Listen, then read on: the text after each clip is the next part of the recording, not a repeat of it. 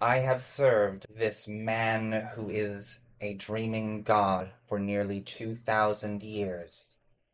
I do not intend for him to die or be lost to me. Misplaced him? Do I get it yet that these are hemophages? It's starting to sink in that this guy at least thinks that he is legitimately Judas Iscariot. Okay. And he's supernaturally strong. And supernaturally strong. But he walks out into the daylight. Does my intel say that's impossible? My real intel? I mean, that's Vampire 101. They don't do sunlight. It's an overcast day, but even so, they should burn. He walks quickly through it and steps into a anomalously shiny black car. It certainly looks like the kind of car that should have been smashed in this part of town. He's got some decent connections right here. Is it big enough for everybody? It is indeed. It is a small limo, basically. It's got enough for 4 to 6 people in the back. Dang. I'd like to take a discreet picture of this car, especially if I could see where a license plate should be. It does have a license plate. Perfect. I try and remember it. I don't trust that this camera will remember it, but I would like to. Fair enough. He opens the door for you all to get in. I will step in. I'll follow in. With the smile and nod of an exquisite butler. He opens the door and closes the door behind you all. You will step into the driver's seat and begin driving. The windows in here are way more tinted than is legal. You are headed west, across the river and through the hills. I'd like to sit as close to the little driver window as possible and attempt to engage him in some fast talk, small talk. The apparatus for a read surface thoughts spell. I want to see if I can read a vampire's mind as I explain what I recall from seeing the other rift. Given his description, I want to explain what I saw, and I'll use very technocratic terms, even meant to ping in that brain. Trying to see what lights up, what pings. Practically none of the technocratic terms you're listing off are meaning anything to him. But you're getting so very little off of him. What you do get is in languages that you don't know. And you're pretty sure that maybe no one alive knows. Judas is supernaturally talented at not being mind controlled or having his mind read. Just testing his defenses, I'm going to say, you're not like other hemophages. Hemo, what? Blood eaters, interesting term. What are you? Very old, very tired, and very dedicated. At least I'm one of those things. Does this Theseus happen to be your partner? That's kind of what the kids say, the vibe that I'm getting here. My master. John will blush. But have I heard of the concept of a vampiric thrall?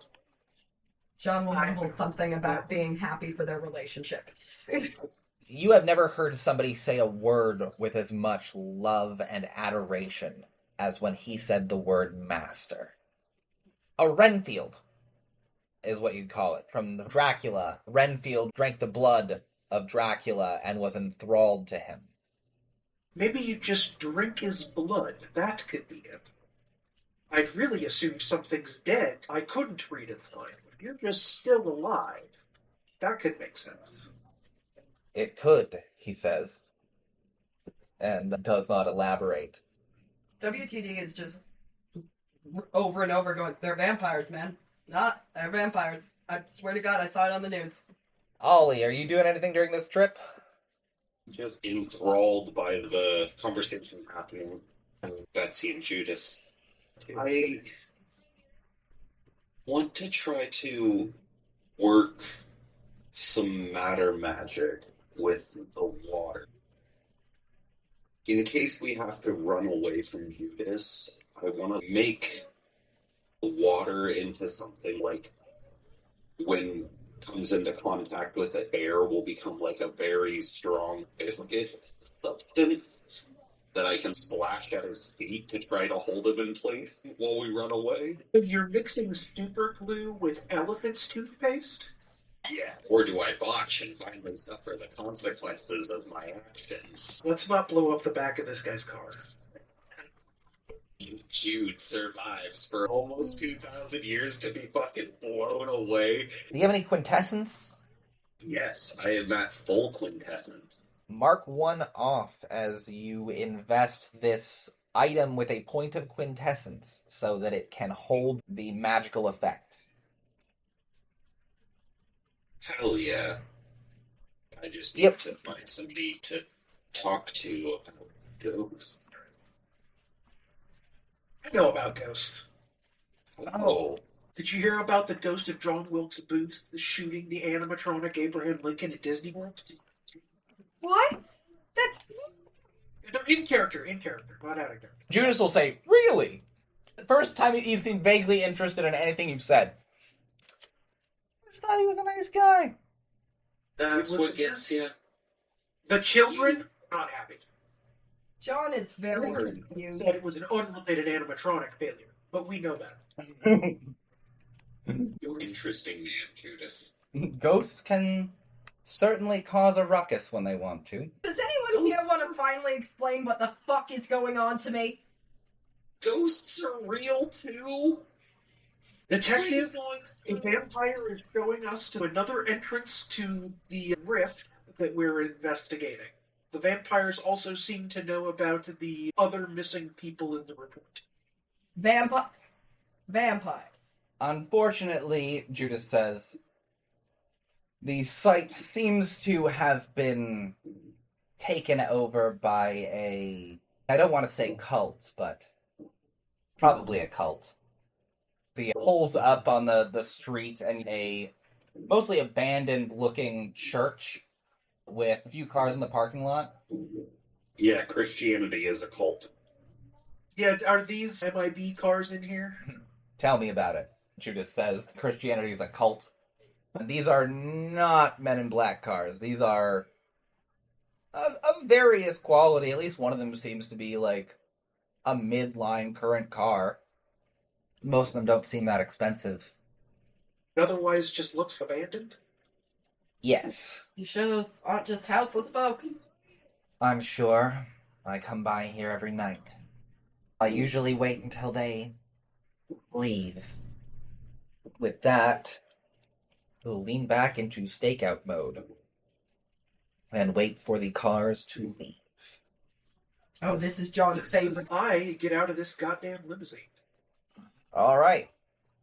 Couldn't we have stopped somewhere and grabbed food if we were just gonna be sitting here all fucking day? John will pull out snacks. He is well prepared for stakeout time. He also has a thermos of coffee and hot chocolate. Fuck. John, I could kiss you. John will blush again. Oh, food. I forget about that these days. As Betsy gets out and heads towards the church, No, it's stakeout. John's screaming after her. I'm mussing up at hair, getting my most crazy look on and say, it'll be fine. I don't know what she's on. You just go walk in? I don't just straight up walk in. I would like to scope the building out first, sort of circle around it, and take some pictures. You're getting pictures of the cars, pictures of the license plates. As you're trying to get pictures of the inside, noting the cracked windows, even the big old stained glass one. The door opens, and a head pokes out. Like a 20-year-old, maybe a little bit older. She leans out. Can I help you? Betsy Caldwell, the independent thinker, as I show my zine and my press paperwork. I've heard there's a miracle inside. She'll look you up and down, and a slow smile will creep over her face. There sure is. Come on in. I give a big grin and walk inside. He's dressed very skimpily. She is indeed. As she leads you inside, she says, "Girls, we have press." And that is where we will leave it for today. Oh my god, that's such a cliffhanger. I know that place is full of monsters. My great grandmother and her late husband, Theodoraphin, once famously was quoted to say, "Let's girls." That's fine. Oh god, I am gonna turn so many people into quintessence. I just found an ethical source of bodies to turn into pure quintessence. Sure. That's what you found. We gotta stay on the sunny side, always on the sunny side, stay on the sunny side of life. Oh god. It's gonna hurt my organs. It's gonna hurt a lot of people's organs, it sounds like. I have so many questions that I don't want the answer to. Wonderful, everybody. We'll see you next week. GG, see you next week. GG. Thank you for watching Rose City at Twilight Mage. If you'd like to support us, please like and subscribe and check out my Patreon, or feel free to buy me a coffee if I made you feel something. Hope you have a great day.